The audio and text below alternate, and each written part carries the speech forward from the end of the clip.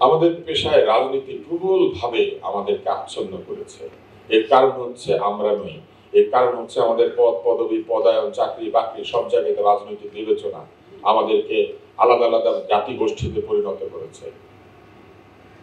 কেউ যদি আমাদেরকে নিয়ে রাজনীতি করতেই চায় তাহলে তাদের আমাদের ফ্যাসিলিটেটর হতে হবে, আমাদের মধ্যে যারা মেধাবী তাদেরকে অগ্রগণ্য করতে হবে, প্রায়োরিটি দিতে হবে। রাজনীতি মানে নিজের দলের লোককে সামনে নিয়ে আসা না, রাজনীতি মানে শ্রেষ্ঠ লোকদেরকে সামনে নিয়ে আসা। কারণ রাজনীতির লক্ষ্য কি?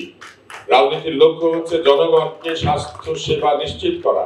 যদি স্বাস্থ্য সেবা নিশ্চিতই করতে হয় তাহলে নিজের দলের লোক না, বরং যে ভালো তাকে দিয়ে স্বাস্থ্য সেবা নিশ্চিত করা দরকার।